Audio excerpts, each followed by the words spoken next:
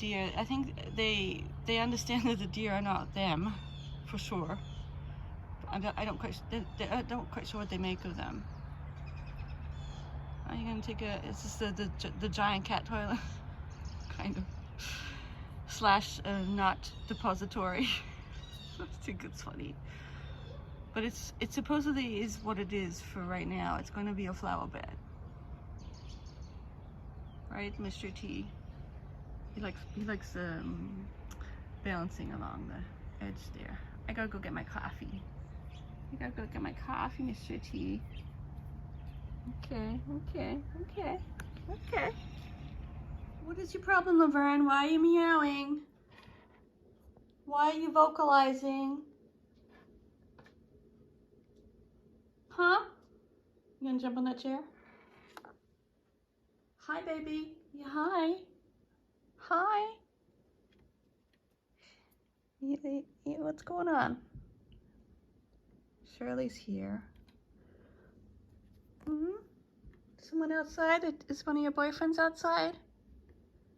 Is Mr. T outside? Oh.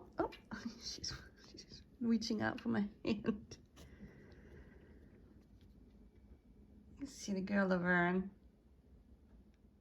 So, the reason why I'm not showing my face is I'm kind of getting a little self-conscious, or even just sick of me showing, my before I get dressed face, which of course, as everyone knows, isn't that different from my post-dressed face, because I don't wear makeup or anything. But I thought today I would wait and then later on come back on here for the Monday vlog and give you a reading update, but I'll be wearing earrings, for example, and maybe I'll pick out a different sweater. I mean, that's as much staging as I do. Brush my hair, clean up.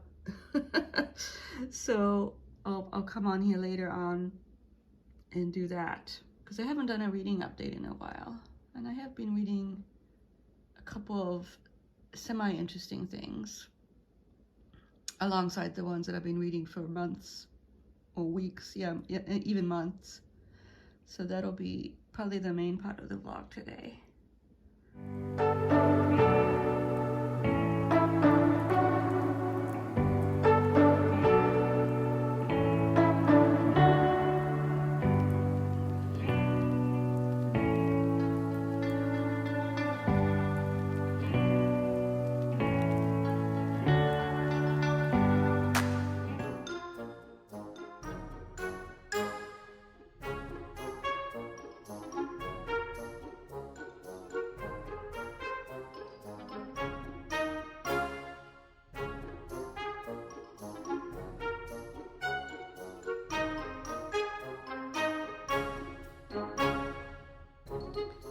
Hey everyone, as I promised, I come to you dressed and washed and wearing earrings for my chatty reading update for my Vlogmas for, this is Monday and it will be tomorrow's Vlogmas. So tomorrow's Tuesday the 13th, I think. The over halfway point for Vlogmas. Interesting. It's going well. It's going better than it went last year. I was kind of down. You may have noticed. For one thing, Vlogmas wasn't getting a lot of traction. And this one is getting enough, I feel that some people are watching. And last year, the main reason why I was down, I figured it out, was that I had really been looking forward to going to Germany for Christmas or for pre-Christmas and kind of vlogging it, So to show you the German Christmas markets and all that good stuff. And because of COVID, it had not happened. And however much I tried to pretend everything was fine, I think it kind of put me in a bit of a downward spiral, a mild sadness. Maybe I was doing Vlogmas to sort of shake me out of it or something, and it didn't really work. Probably that's probably what was going on. And I'm more normal now. I mean, today I'm having a bit of a low energy day. Like, I don't want to do anything. Do you have those days? I have stuff I could be doing and I don't want to do it. So the good thing is that I don't have to do it now because I'm on my break. I'll do it another time, I can relax a little bit. let's get into my reading update. So the one I'm really fairly close to finishing, even though it doesn't look like it, I still have this much to go. But anyone who reads Trollope knows how his long novels gain a lot in momentum in terms of your reading of them and just in terms of pace. They pick up a lot at the end, I feel. And so I should be able to get this done today or tomorrow, I hope. And that will be good because, this was a Victober read and we're in December. So, but I've been busy and it's a long novel and I listened to Bleak House in the meantime. So, there is that. Yeah, my wrap up for this year is going to be strange because it's so few books, but it's still going to be interesting because it's been a very interesting, very good reading year, but strange.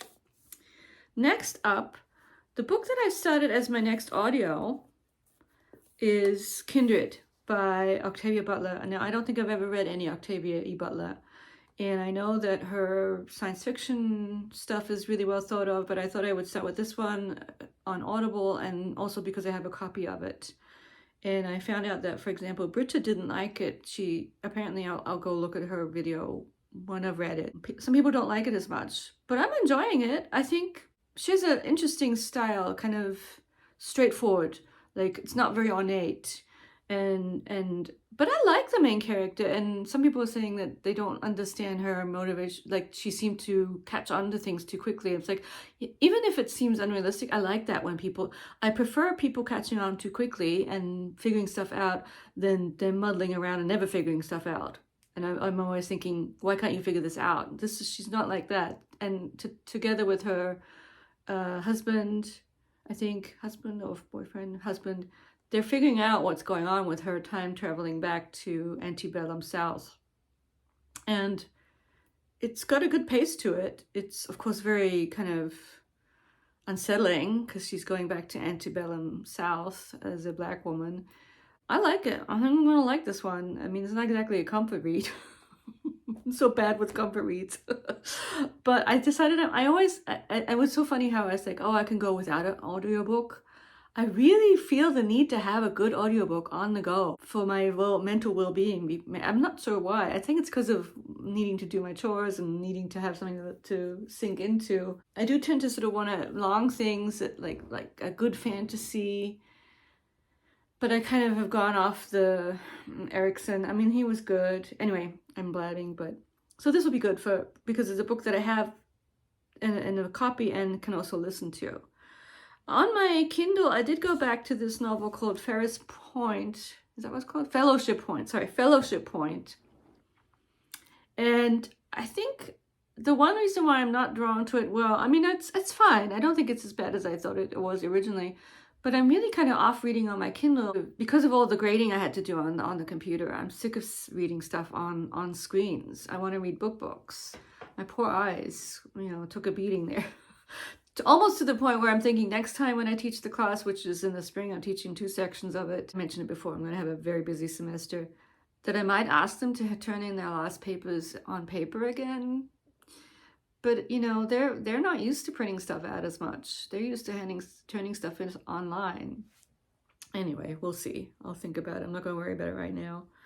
So that's what I'm kind of putting that one aside for now because I don't want to, read it on my Kindle. Now we're moving into the pile of possibilities, and there's always this sort of desire on my part to do a comfort read and then kind of like rebelling against that a little bit. This sort of looking around for comforty reads sometimes leads me to mistakes in book buying. Not very often, thank goodness. So a while back, this is a while ago now, I purchased 2 books from Blackwell's just kind of on the spur of the moment because they were pretty. One of them is Hamnet, which I really, really do want to read. Hamnet by Maggie O'Farrell. But this one, I started and I didn't care for it at all, the writing. Just even on the first page, I thought it was... And so she wrote The Miniaturist, which I didn't think was that bad, except the ending was kind of weird. And it's a sort of it takes place in the same city, Amsterdam, 17th century. So it's an interesting historical setting. But I didn't care for the writing at all, even on the first pages. So I'm probably going to bring this to half price or something. I'm trying to get see why I bought it. I was sort of, well, actually, to be honest, it was a TikTok and it had like stenciled edges, so it was even prettier. It was like a special edition, and mine doesn't have that. I'm not giving it back because of that though. If I liked the book, I would keep it, but I think I'm just gonna get rid of it. So tell me if you've had any luck with Jessie Burton. I didn't mind The Miniaturist, which has also had a beautiful cover, which I actually only read on Kindle, I think. So yeah, I think that's it for Jessie Burton. So much for that comfort read.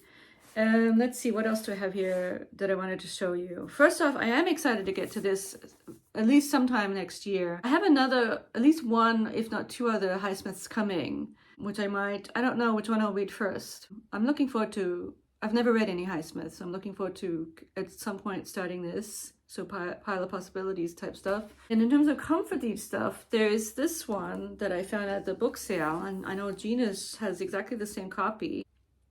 I think this would be actually nice if I'm in the right mood for it. I need to be in the right mood for it so that I don't rebel against it. I'm extremely moody. Like I can sort of rebel against things and then the next day think they're fine. I mean, which is annoying sometimes. But so I think this will be good, as I said, if I feel it's the right time, which I'm not sure when that will be. I don't know if it's right now. And then another one that I'm hoping is good, and I think has more promising start than the Jessie Burton, is this one that I don't know much about. I think the author is Australian, Pip Williams. And I picked this up, basically it was also a bit of a cover buy. And also it's about dictionaries, and it's about Oxford. It's a complete edition of the Oxford English Dictionary. I'm hoping it'll be good, at least good enough, you know? I mean, I know to try and like manage expectations. Not every novel can be Bleak House or Trollop even, but and I do like the cover, and it's sort of like dark academia. Another one that I'm kind of interested in is Babel, the RF, what's the author's name? Kwang?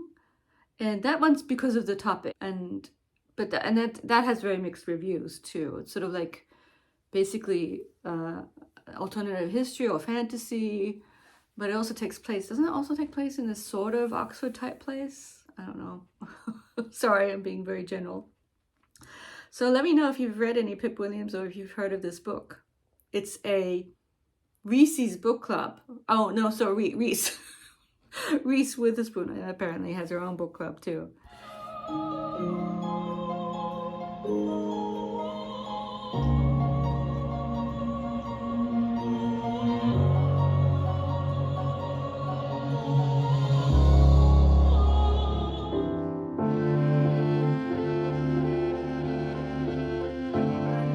To finish off the vlog, one quick addition to my reading update is I forgot to completely mention a book that I listened to and finished, which is Shirley Jackson's The Haunting of Hill House, which I wasn't totally impressed with. Part of it is I don't read a lot of horror, and it just seemed, even though it's considered, you know, a really good horror novella or short novel, even that, it still seemed that the characters were they were there to fulfill the purpose of being in a horror novel. They seemed not exactly formulaic, that's not the right word, but they seemed a little exaggerated. It was a 4-star read. It wasn't bad. I thought I would perhaps be blown away with it. I mean, you know, for example, earlier and different country, but Lolly Willows, Sylvia Townsend Warner, was very good, very strange, and quite different from Haunting of Hill House. But it's also one of these novels that I'd heard a lot about, and then, sorry, kitchen noises. But I really liked that one and gave it 5 stars, and it was one of my best reads of last year. But this one will not be one of my favorites. Anyway, just wanted to say that here at the end. It's a bit of a longer vlog because of the reader update. And I will see you all soon. Good night, bye-bye. Thank you all for watching. Do you like Shirley Jackson? Let me know.